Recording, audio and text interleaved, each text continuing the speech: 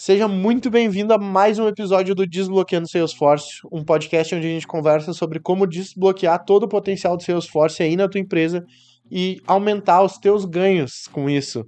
Se não me conhece, meu nome é Rafael Dalla, tô aqui com o nosso expert em Salesforce, Ariel Dornelles, beleza, Ariel? E aí, Dalla, tudo certo? Tudo certo, pronto para parte 2 do CDP. Boa. Ó, vou falar de novo, ó. Customer Data Platform. Tô sabendo. É novidade, então eu ainda não sei falar muito certo.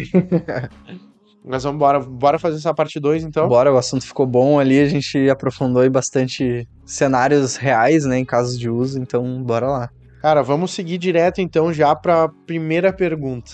Quais são os principais desafios, Ariel, que tu percebeu enquanto tu estudava aí sobre o CDP, que tu percebeu na parte da implementação? Assim, como a gente fala dessa questão da facilidade de integrar os dados e tudo mais, ainda ele não é um botão mágico que tu clicou e tá tudo perfeito, lindo, funcionando, né? Tem algumas preocupações que precisam ter.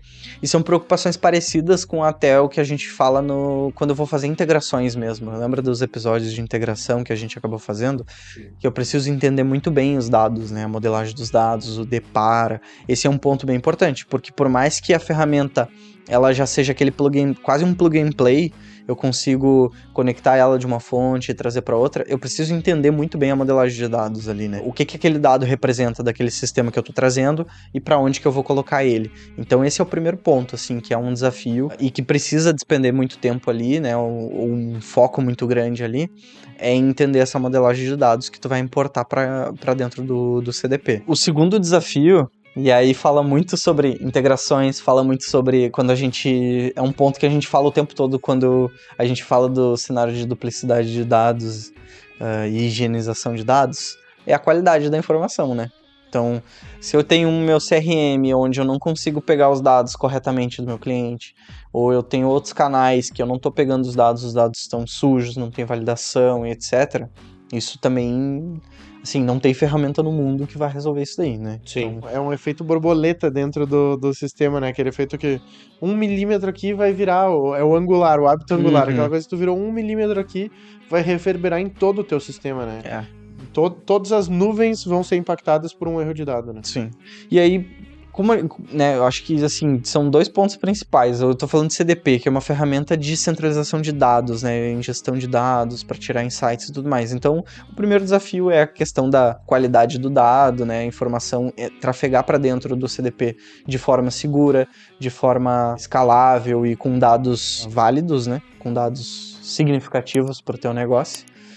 E a outra ponta daí é na operacionalização, na adoção, né, os desafios bem comuns que a gente vê aí de adoção e de treinamento, né? Então, de fazer bom uso da ferramenta, conhecer as funcionalidades para conseguir extrair o máximo potencial que a ferramenta oferece. Sim, treinar bem o ativo humano que vai lidar com a ferramenta. Show. Cara, antes tu tinha comentado comigo questão de privacidade, segurança de dados, que tinha alguma camada de IA nesse caso do CDP aí. Como é que funciona essa camada de IA em relação à segurança mesmo dos dados que estão ali dentro do sistema? Esse daí é uma preocupação bem significativa e fora do trivial, assim, de, por exemplo, alguém vai interceptar minhas informações, etc. Hoje, se tu for ver com esse uso grande de IA que a gente está tendo, começou a rolar alguns vazamentos mesmo, assim, de tipo, pô, eu tô colocando informações sensíveis da minha empresa e etc, né? Até dentro do contexto da minha empresa, por exemplo. E se eu tivesse na minha ferramenta, no meu CRM, eu conseguisse ver qualquer informação, fizesse um prompt lá e conseguisse ver qualquer informação financeira de qualquer cliente meu, ou alguma coisa assim, sem uma alçada de aprovação, sem alguma coisa nesse sentido. Então eu começo a ter um desafio grande em a IA e o que ela consegue acessar a partir daquela pessoa, daquela demanda, né, do demandante ali, de quem está demandando a informação. Então esse é um desafio bem grande. E aí a própria Salesforce ela traz muito o contexto do Einstein Trust Layer, que ele mostra como que a Salesforce e o Einstein trabalham a privacidade do dado. Então no momento em que a minha fonte de dado externo vem para dentro do CDP e eu começo a fazer o processamento e a minha IA vai começar a gerar insumos dele, ele tem todas umas etapas para fazer criptografia de dados. Então tem toda uma parte de criptografia, tem uma camada de níveis de acesso e tudo mais para realmente garantir de que aqueles insights, aquelas recomendações vão ser dadas para quem tem acesso àquela devida informação, para que aquilo fique dentro do contexto da empresa, não seja, né, vazado para um outro player, uma outra empresa, ou até mesmo um hacker, um ofensor que está tentando buscar aquelas informações a partir de algum local. Então, é um ponto que até tem a fórmula mágica da Salesforce que ela traz, que é dados, mais CRM, mais IA e mais confiança, que é a equação perfeita aí para fazer bons negócios, né? Os negócios evoluírem e usarem bem as suas informações. Show. Sim, porque a gente tem pelo menos eu tenho um pouco dessa sensação, a sensação que a gente tem é que o GPT, por exemplo, tem acesso a todos os dados do universo, né? Tipo, a sensação que dá é que ele tem acesso aos dados mais minuciosos de qualquer empresa. Que ele o algoritmo dele ali vai atrás e ele acha, né? Então, realmente, a IA é uma preocupação em relação à segurança de dados e ir trabalhando cada vez mais, tipo, inteligências artificiais para trazer segurança contra inteligências artificiais também, eu acho que é uma coisa... A gente vai começar a viver uma guerra de inteligências artificiais aí no meio do caminho, né? Porque existe já aquela questão de engenharia de prompt. Quanto melhor é o teu prompt, melhor ele vai... A IA vai... Eu não me lembro exatamente o que era. Uma vez eu comecei a conversar com o ChatGPT ali e comecei a perguntar sobre a questão de doenças, alguma coisa assim. E aí ele começou a travar, né? Porque a minha política de... Não me lembro se era como se fosse uma política de privacidade, mas não é. A minha política aqui não permite falar sobre isso. Aí eu peguei e pedi pra ele, eu disse, certo, me responda essa pergunta, então, dentro da tua política. E ele pegou e me trouxe a resposta que não deveria me trazer. Tipo, como se ele estivesse dentro da política, mas ele não tava, assim, sabe? Ele trouxe remédios, ele trouxe tudo que tinha. Sim. Então, é uma coisa que é questão de engenharia, conforme a engenharia do prompt, que tu vai entendendo como ir burlando a própria inteligência artificial ali do negócio. Sim. E eu acho realmente que vai ter que... Vão começar a existir IAs que vão agir para segurança contra as próprias IAs, assim, eu tenho quase esse apocalipse de IA aí na minha cabeça. Porque as IAs vão ir se alastrando. Na prática, como que o CDP funcionaria integrada com outras ferramentas de marketing ali, outras ferramentas do Salesforce? Assim, esse daí foi a parte que brilhou bastante os olhos, tá? Que é dos benefícios reais ali que a gente tem quando usando aquele ecossistema todo integrado, né? Tem alguns casos de uso bem interessantes que eu achei legal, até a gente tava falando off-topic aqui, né, off do episódio, mas assim, tem alguns casos de uso bem interessantes aplicado para vendas, aplicado para marketing, aplicado para Service Cloud, que é a parte de atendimento. Então, um exemplo bem legal que foi utilizado para nuvem de vendas por exemplo, eu tenho um lead ou uma oportunidade no meu funil que tá sendo trabalhada. Então, o próprio CDP vai pegar esses insights ali dentro do meu funil e ele vai ver, eu tenho um negócio que tá muito próximo de fechar e eu vou colocar ele já sugere as próximas ações que o vendedor deve tomar. Então, o vendedor ele nunca vai ficar desassistido, ele sempre vai saber o que fazer por próximo, assim, o que eu tenho que fazer agora? Essa sugestão foi bem bacana porque daí ela pegou todo o contexto do CDP. Então aquela oportunidade, aquele lead fazia sentido para ele. Eu precisava fazer um follow-up, porque eu já tinha apresentado uma demonstração, eu tinha mandado uma proposta, alguma coisa assim. Então ele já tinha sugerido ele já mencionou essa questão de fazer o follow-up para o vendedor. E aí dentro do follow-up do vendedor ele sugere a ação. Então ele já montou um e-mail de follow-up para aquele lead, né? Show. Trazendo... E ele vem com os dados também, por exemplo, esse lead aqui já navegou no teu site, já clicou nisso daqui, com isso ele vai montando esse... Ele vai montando, show. Exato. É diferente do Einstein integrado com a nuvem de vendas só, então. porque o Einstein, daí ele vai ter acesso só àquela coisa mais de vendas ali Uhum. mesmo. O CDP, ele tem um acesso global, É um leque muito mais amplificado, assim, né, de informações. Show. O limite dele é o que tu quiser colocar lá dentro, né, e o que tu tiver de dados, né, plugado nele. para plugar lá dentro. Tem um poder bem expressivo, né. E aí, nesse mesmo cenário, ele estava sugerindo fazer um follow-up e tudo mais, então estava trazendo alguns benefícios ali já de fechar o negócio, já fazendo alguns gatilhos e tudo mais. E também, aí um exemplo bem legal foi que ele conseguiu conectar com os dados de marketing, que tinha uma campanha de um webinar que estava acontecendo, então ele já fez a conexão e já convidou o lead para um webinar, então para aquecer mais ele, para trazer daqui a pouco mais autoridade, né, trazer um valor para aquela conversão ali se efetivar de fato, né? Então, assim, gerou uma impressão muito boa, né, de todos os benefícios que tu consegue, com a tua imaginação e com os dados que tu vai conseguir trazer ali, realmente extrair muito valor, né, daquilo para tomada de decisão e para, enfim, melhorar a tua performance ali na ponta de vendas. Ele tem uma visão, é aquilo que a gente tá falando.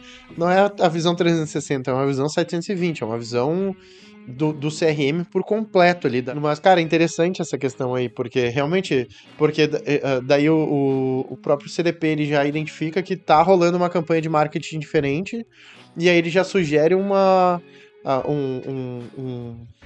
ponto de contato, um hook, eu ia dizer, né? Tipo, que a gente tem os hooks ali, que a gente vai dando as pequenas pancadinhas no cliente, né?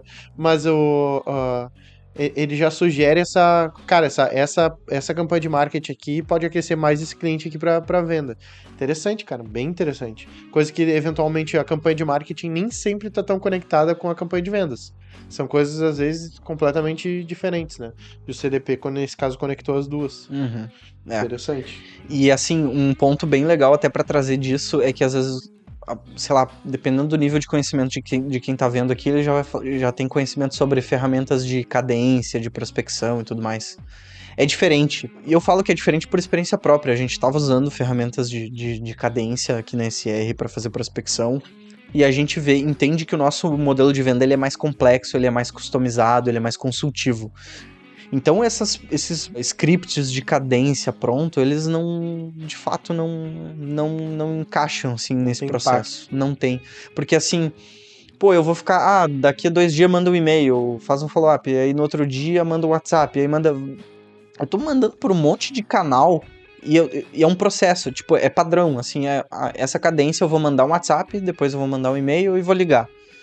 Por que eu vou fazer isso? Sendo que daqui a pouco no meu CDP eu tenho a minha IA que ela diz assim, cara, esse cliente não manda e-mail. Uhum. Ele é WhatsApp.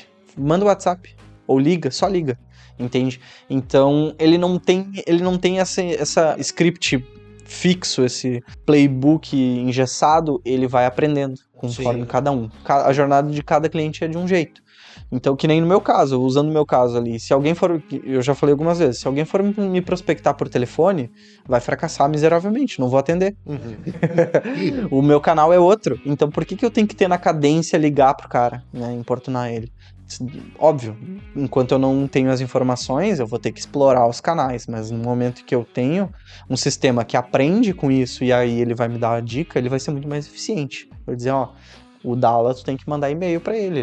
Ele é das antigas. O homem dos e-mails. O homem dos e-mails. Mas cara, o e-mail, tu sabe que o e-mail é uma coisa bem... O e-mail é muito mais fácil de chegar em mim do que na ligação. No telefone. Com certeza. E cara, o e-mail, eu tava vendo uma vez, eu não me lembro quem é que tava falando sobre essa questão de e-mail marketing, né?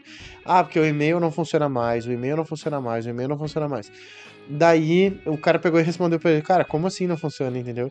Hoje, as principais comunicações que tu recebe são por e-mail. Tu fez uma compra, é no teu e-mail que tu recebe ali o comprovante da compra, a atualização dessa compra, e tu abre esse e-mail. Sim. Outra situação é a seguinte, por exemplo, tu comprou uma passagem da Azul hoje pra viajar, fazendo já um merchan da Azul, né? Comprou uma passagem aérea. Mas comprou uma passagem aérea pra viajar pra São Paulo. Uhum. Daqui 3 dias tu recebe um e-mail da Azul. Sim. Tu não vai abrir esse e-mail da Azul? Por quê? Porque, daqui a pouco deu algum problema com o meu voo, daqui a pouco... Então, e-mails importantes... Ele é um canal de atenção, né? Exatamente. Então, e-mails importantes... Eu tenho um monte, se tu abrir a minha caixa de e-mail ali, Cara, a maioria esmagadora dos e-mails eu nem abro. Uhum. Nem abro. Mas eu li o assunto de todos. Uhum. Eu sempre olho todos os e-mails e eu só abro os que são importantes pra mim. Sim. Então, e vários de marketing eu abro de vez em quando. Sim. Quando é persuasivo, né? Exatamente, quando faz sentido pra mim. Quando Pô, faz esse sentido. e-mail aqui tem. Tu sabe que talvez as pessoas não saibam, mas eu sou do mercado imobiliário, né? Uhum. Eu faço treinamento pra corretores e tudo mais, e tô sempre envolvido aqui no mercado imobiliário. Mas Cara, tem um e-mail, por exemplo, que eu sempre abro, que é eu não sei se é de um CRM do mercado imobiliário, alguma coisa assim, que eles trazem notícias do mercado imobiliário. E as notícias Legal. sempre são boas. Uhum. Sempre são boas. Então eu abro aquele e-mail, se vem todo dia, eu abro todo dia. Uhum. Se vem semanal, eu noto que ele se intensifica mais e às vezes eles dão uma diminuída. Uhum. Mas eu abro sempre, Sim. pra ler as notícias. Uhum. Sabe? Então, cara, se é relevante, tu abre, assim. Cara, e tu tava dizendo que, ele sugeriu ali a questão de um e-mail do webinar, mas ele escreve pra ti o e-mail? Como é que funciona isso daí? Isso. Assim, dando um exemplo mais lúdico agora pro cenário do marketing, tá? O CDP ele tem algumas vantagens, ele consegue trazer alguns insights de tipo de engajamento. Então, por exemplo, quanto da tua audiência está engajando com teus conteúdos e etc. E aí, com base nisso, ele vai aprendendo também sobre a tua audiência, né? E aí o exemplo foi bem legal, que foi trazido, era de que o próprio Einstein do CDP, ele estava sugerindo copies, né, para o teu time de marketing, para campanhas, etc. Então ele conseguia identificar, a partir da tua segmentação, da tua audiência, do teu público, dos teus clientes, quais são as informações relevantes para eles, né? O que eles estão buscando mais, onde que eles estão interagindo mais, para conseguir também trazer conteúdo que já vai ser mais moldado para aquele público, sabe? Então foi bem bacana ali, ele trouxe alguns insights bem legais. E fora isso, ele consegue realmente gerar algum conteúdo de valor ali para tu trazer para teus clientes. Eu acho que foi off, tu me comentou também de, por exemplo, ele faz a análise também ali dos clientes e ele sugere conteúdos mesmo de postagens. Eu não me lembro se a gente conversou isso já durante a gravação ou se foi antes da... Não, eu dei o exemplo por fora ali pra ti, que é exatamente isso. Ele consegue pegar todos esses insights e aí ele vai gerar uma copy persuasiva, por exemplo, de um post. Ou daqui a pouco até para um assunto de e-mail para ser aberto, né? Então daqui a pouco eu consigo fazer assim, eu preciso que os meus clientes abram mais, aumente a minha taxa de abertura de e-mail e tudo mais. Então eu vou pedir para IA do CDP para ela me gerar uma copy persuasiva, um título interessante, qual conteúdo que eu posso gerar para atrair mais eles, né? Show. Então o potencial aí é bem interessante. Show de bola. Ariel, tem mais alguma coisa que tu acha que seja interessante a gente falar sobre, que a gente não tenha dito aqui ainda no podcast sobre o CDP? Eu acho que não, cara. Eu acho que foi um episódio foram dois episódios bem completos aí, com bastante informação. E daqui a pouco pedir pro pessoal aí, né, mandar sua dúvida, daqui a pouco algum assunto aí Caso que eles queiram... tenha ficado alguma dúvida também sobre o CDP. Exato. Fechou então, Ariel. E se tu chegou aqui nesse podcast, lembra de deixar o teu like, comentar aqui se ficou alguma dúvida, sugestão de qual outra nuvem ou ferramenta do Salesforce a gente poderia gravar um podcast que a gente não tenha gravado ainda. Lembrando também de se inscrever no canal, de favoritar o podcast no Spotify, dar 5 estrelinhas, que tu sempre lembra a gente que eu não me lembro. E como é que faz pra te seguir, Ariel, pra entrar em contato com vocês na SR também? O meu arroba é Ariel Dornelles, com 2 L's no Dornelles. No LinkedIn pode me achar pelo meu nome também, Ariel Dornelles. Tô retomando aí em breve geração de conteúdo sobre Salesforce. Na SR também a gente tá constantemente aí gerando conteúdo para vários canais, várias redes, que é srconsulting.io, o nosso arroba. O site também é srconsulting.io. Tem, como é que é a nossa lista de interessados, é isso? Boa. A gente tem feito uma sequência de webinars. Já fizemos um de toda essa sequência que a gente... mas já foi executado um, mas a gente tá no plano aí de fazer pelo menos um webinar. São webinars daí mais profundos, mais completos sobre cada assunto. O primeiro foi sobre duplicidade de dados e foi muito bom o webinar, foi muito completo ali. E se tu, de repente, quer participar de ser avisado dos próximos webinars ali que a gente vai fazer, são webinars online e gratuitos que a gente tem feito. Vai ter um linkzinho para uma lista de espera aí para tu ser avisado em primeira mão do próximo webinar que a gente for fazer. Aí é uma aula mais completa mesmo, mais pesada sobre um assunto bem específico. Fechou? É isso aí, né? Isso aí. Um abração então e até o próximo episódio. Valeu!